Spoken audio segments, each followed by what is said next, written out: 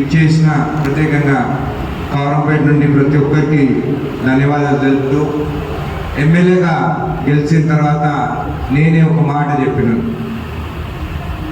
TRS నుండి చాలా మంది ఫోన్ చేస్తున్నారు, నా పార్టీలకి మీరు ఎవరు రాకండి, దయచేసి నాకు ఫోన్ చేయకండి అని చెప్పడం జరిగింది. ఎందుకంటే దీని తర్వాత అదే ప్రశ్న వస్తుంది, నువ్వు తీసుకోనన్నావు కదా, ఎందుకు తీసుకోను అని చెప్పేసి. అవును, మంచోళ్ళని తీసుకుంటాను, కబ్జా చేసే వాళ్ళు, గుండాయిజం చేసే వాళ్ళని ఖచ్చితంగా తీసుకోవాలని చెప్పి ఈరోజు బాబా గురించి చాలా విషయాలు తెలుసుకొని ఆయన ఎక్కడ కబ్జాలు చేయలేదు, అక్రమాలుగా ఎక్కడ భూదందాలు చేయలేదు, ఎవరిని మోసం చేయలేదని చెప్పి తెలుసుకున్న తర్వాతనే ఇంత మనిషి కూడా మా పార్టీలో ఉండాలని చెప్పి ఆయనని ఈరోజు ఈ పార్టీలోకి తీసుకోవడం జరుగుతుంది. भाइयों और बहनों, आपको मालूम होना ये बीआरएस वाले, हमारे इलेक्शन के पहले भी मैंने बोला कि इलेक्शन होने के बाद ये बीजेपी और बीआरएस एक ही है। जो आपने देखा बीएमपी के इलेक्शंस में दोनों एक हो गए, तो आप बोलो बीजेपी बीआरएस दोनों बाय बाय है। जब असेंबली इलेक्शन आएंगे तो दोनों लड़ लेते, जब मोदी का इलेक्शन आया तो दोनों एक होते। अब ये पहचानने के बाद ही कांग्रेस पार्टी एक सेक्युलर पार्टी है, इसलिए ये पार्टी में ज्वाइन के हम लोग बाबा को हमारे पार्टी में शामिल करने के लिए हम सब बात करने के बाद ही निर्णय लिए है। आज रबानी भाई हमारे इलेक्शंस के पहले जब पादयात्रा कर रहा था मैं, जब रानीपेट आने के बाद उन्होंने माइक लेके उन्होंने एक बात बोला। जब 2 जने थे एमएलए टिकट के लिए, लेकिन उस दिन रबानी भाई आज तक मैं नहीं भूलूंगा, उन्होंने उस दिन ही बोला कि हमारा होने वाला एमएलए अनिरुद्ध रेड्डी है और बहुत बड़ा रिस्क लिया। यदि मेरे टिकट नहीं आता तो सब जने उनसे दूर रहते थे, लेकिन उतना रिस्क लेके उस दिन मेरा नाम वो रानीपेट में बोलने के बाद सब जने उससे लड़े। जो लड़े भी आज स्टेज के ऊपर भी है, उनका नाम नहीं लेना, लेकिन मेरा टिकट आने के बाद वो लोग भी मेरे साथ है, इसलिए वो लोग भी हमारा साथी है और मैं भी उन लोग के साथ रहूँगा बोल के आप सबको आपके सामने आज मैं बोल रहा हूँ। और कौरमपेट के बारे में बहुत बोलने का है। कौरमपेट हमारे दादा का मक्ता का गांव है। वनपर्ती राजा और वनपर्ती के रानी जानम्मा कौरमपेट, बादेपल्ली और खोलेपल्ली हमारे को मक्ता विलेज बोल के उन्होंने हमारे को दिया है। उसके बाद रंगारेड्डीगुड़ा, राजापुर, कानापुर, गुंडपुट्लपल्ली हमारे को निजाम के नवाब में दिया है। अभी आपको मालूम हो रहा है, एक तरफ मुस्लिम वाले हमारे को जायदाद दिए और दूसरी तरफ वनपर्ती के रानी हमको जायदाद दिए। तो हमारा पूरा जिंदगी भर हम लोग मुस्लिम वालों को भी धन्यवाद करते हैं, क्योंकि आप लोग के वजह से, कि निजाम के वजह से हमको जायदाद आया। तो दूसरे मेरू అమ్మ మీరందరూ ఇక్కడ ఉన్నారు, ఒక పక్క నిజాం నవాబు, ఒక పక్క వనపర్తి రాణి మాకు ఆ రోజు ఆస్తులు ఇచ్చి, కానీ ఈరోజు నిజమైన ఆస్తి ఒక ఎమ్మెల్యేగా నా జీవితాంతం నాకు ఇచ్చింది జడ్చర్ల ప్రజలు. నిజాయితీగా పని చేసుకుంటూ వెళ్తున్నాను, కానీ రోజు భయంతోనే పండుకుంటున్నాను. ఎక్కడ ఏదైనా తప్పు చేస్తే నన్ను గెలిపించిన నా వాళ్ళు నాకు దూరం అవుతారా అని చెప్పి భయంతోనే నిద్రపోతున్నాను. నేను ఒక తప్పు పని చేస్తే 90,000 మంది నాకు ఓటేసి గెలిపించిన వాళ్ళు తప్పు చేసినట్టు. ఆ 90,000 మంది ఆశీర్వాదంతో గెలిచినందుకు నేను తప్పు చేస్తే వాళ్ళకి ఎక్కడ చెడ్డ పేరు వస్తుందని చెప్పి నిజాయితీగా పని చేస్తున్నాను. కొన్నిసార్లు నిజాయితీ వల్లనే నా వాళ్ళు కూడా దూరం అవుతారా అని భయం అవుతుంది.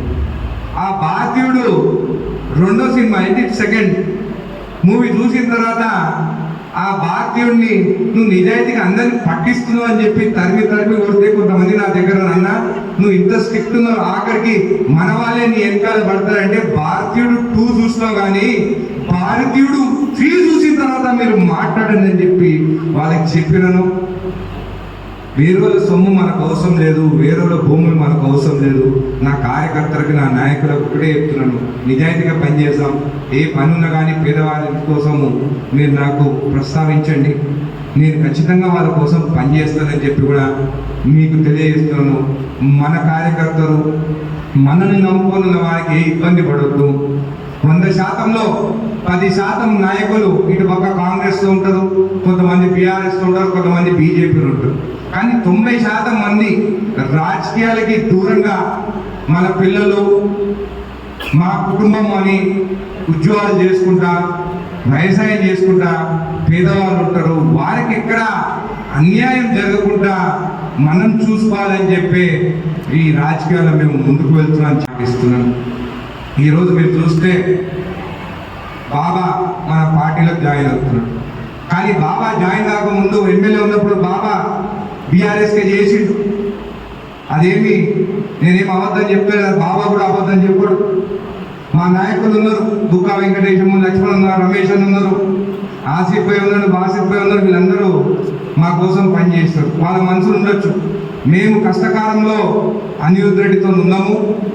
ఈరోజు బాబా ఒక కౌన్సిలర్, వాళ్ళ భార్య, మన బాబా వస్తుండో మాకేమైనా ఇబ్బంది పడుతుందా అని చెప్పి కూడా వాళ్ళు అనుకోవచ్చు.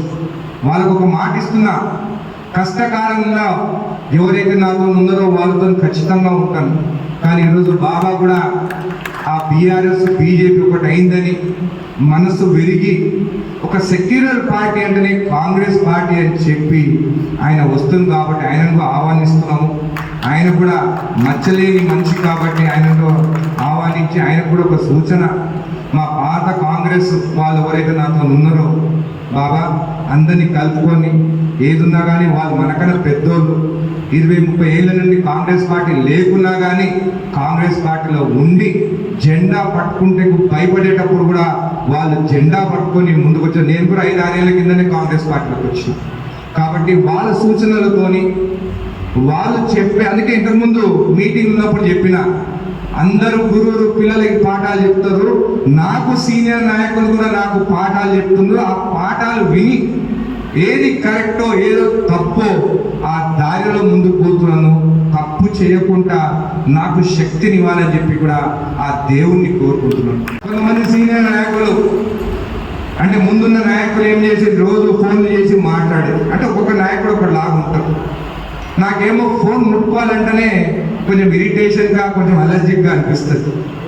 మా ఫోన్లు ఎత్తరు, మాకు ఇబ్బందులు ఉన్నాయని చెప్పి కూడా కొంత మా నాయకులు చెప్పడం కొంచెం అలవాటు పడుతున్నా ఫోన్ ఎత్తడం. ఎందుకంటే 10 ఏళ్ళ నుంచి నా ఫోన్ ఎప్పుడు సైలెంట్గా ఉండేది, స్లోగా రింగ్ టోన్ ఆన్ చేస్తున్నాను, ఫోన్లు ఎత్తుతున్నాను. ఈ దసరా అయిపోయిన తర్వాత ప్రతి మండలంలో మా కార్యకర్తలతోని ఒక రోజంతా ఉండి మీ బాధలు తెలుసుకుంటాను.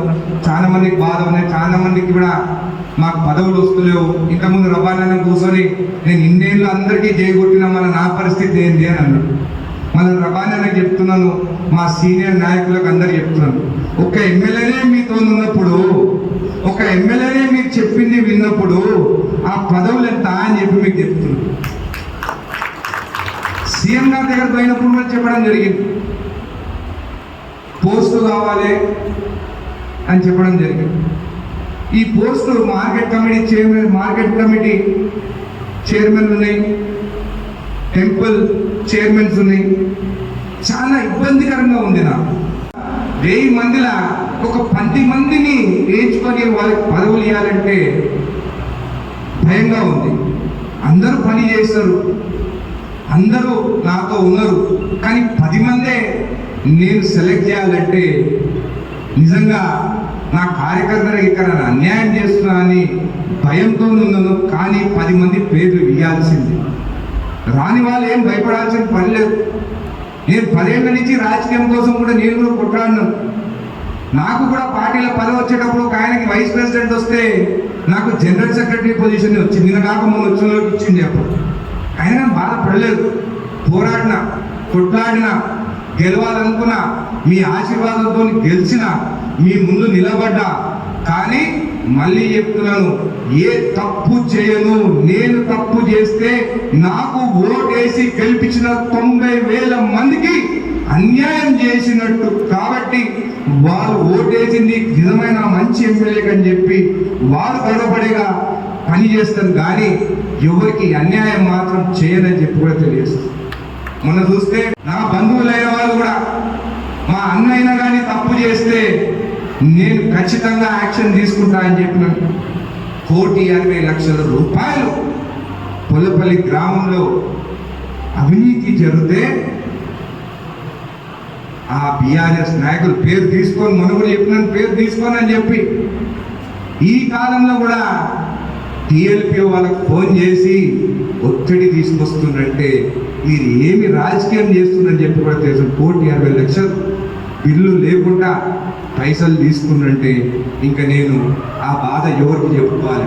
అందుకే మా ఇంటి నుండే స్టార్ట్ చేస్తాను. మా బంధువులైనా కానీ తప్పు చేస్తే వదిలిపెట్టనని చెప్పి పొల్లపల్లి గ్రామం నుండి యాక్షన్ తీసుకోవడం జరిగింది. ఎందుకంటే రేపు అడుగుతారు, మీ అన్నయ్యాక తప్పు చేసింది కదా, మరి నువ్వు వేరే వాళ్ళని చేతులు ఎత్తి ఎట్లా చూపిస్తున్నావు అని చెప్పి. అందుకే అక్కడి నుంచే స్టార్ట్ చేస్తున్నాం. భూదాన్ భూములు, గైరాల్లో ఇష్టం వచ్చినట్టు కబ్జాలు చేసి, అసైన్ భూములు కొంతమంది నాయకులు అంటే 9 ఏళ్ళు లీజులు అని చెప్పేసి అవి కూడా కబ్జాలు చేసి, ఈరోజు గ్రామంలో ఒక సబ్స్టేషన్ తీసుకురావాలంటే ఒక 30 గుంటల భూమి దొరుకుతుంది. భూమి ఇల్లు లేవు. మాకు ప్లాట్లు కావాలంటే గవర్నమెంట్ భూములు రికార్డులనే కనిపిస్తుంది. భూదాన్ భూములు అయితే అసలుకే కనిపిస్తుంది.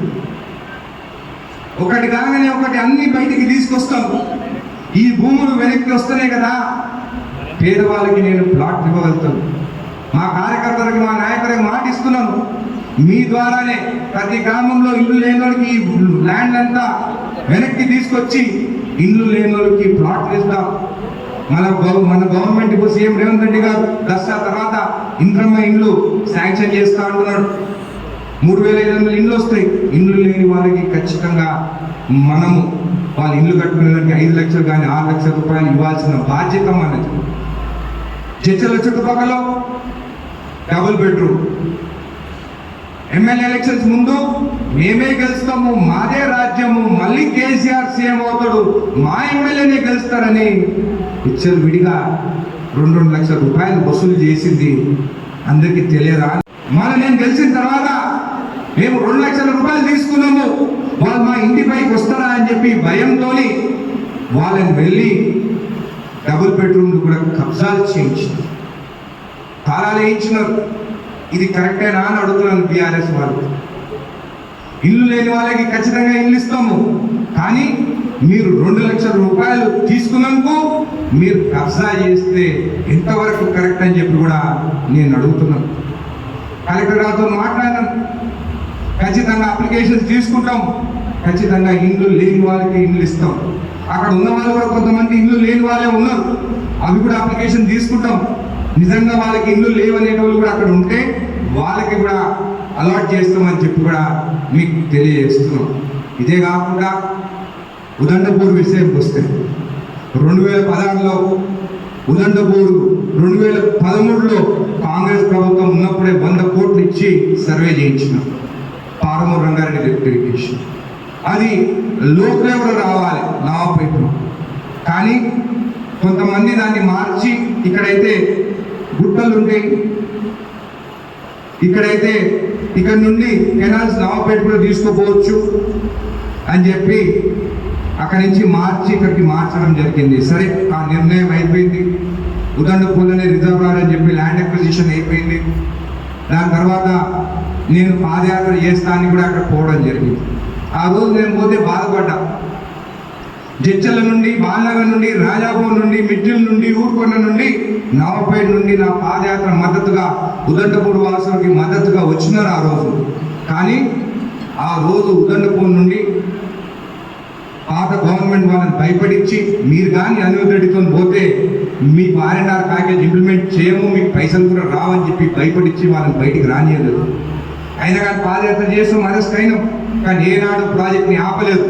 ఆ ప్రాజెక్ట్ వస్తే బాలనగర్, రాజాపూర్, జడ్చల్ల, దాని తర్వాత షాద్నగర్ నియోజకవర్గం మునుగోడు వరకు నీళ్లు ఇవ్వగలుగుతాం 9 లక్షల ఎకరాలు. నేను ఎమ్మెల్యే అయిన తర్వాత మీటింగ్ అయినప్పుడు ఉదండపూర్ ప్రాజెక్ట్ని 2 సంవత్సరాలు ఆపేద్దాము, పైసలు లేవు, 7 లక్షల కోట్లు బీఆర్ఎస్ గవర్నమెంట్ చేసిందంటే నేను నా పార్టీ కూడా తిరగబడతాను, ఉదండపూర్ వాళ్ళకి పైసలు చెప్పితే తిరగబడతాను, వాళ్ళకి 20 లక్షలు పెంచాలని నేను లేఖ రాసినాను, కానీ నేను అప్లికేషన్ పెట్టినాను, కానీ ఏనాడు ఉదండపూర్ వాళ్ళ నా దగ్గరకు వచ్చి మా రేటు పెంచిపోయినని చెప్పి అడగలేదు. ఉత్తమ్ కుమార్ రెడ్డి గారికి సిఎల్పి మీటింగ్ తర్వాత మాట్లాడిన తర్వాత మీరు రావాలి, ఉదండపూర్ రిజర్వాయర్ 70% కంప్లీట్ అయ్యి ఇంకా 30% కంప్లీట్ అయితే నీళ్ళు వస్తాయంటే నేను వస్తా అని ఆ రోజు మీటింగ్ పెట్టుకొని ఆయనకి రావడం జరిగింది. వచ్చిన తర్వాత 2-3 దొంగలు ఎవరైతే గవర్నమెంట్ భూములు కూడా వాళ్ళ పేరు మీద రాపించుకొని మట్టి దందా చేస్తున్న వాళ్ళకి కావాలని కమిషన్ల కోసం అంత పెద్ద మీటింగ్ పెడితే అక్కడికి వచ్చి గొడవ చేయాలని చూస్తున్నారు. ఒకరోజు ముందు 45 కోట్ల రూపాయలు ఇవ్వడం జరిగింది.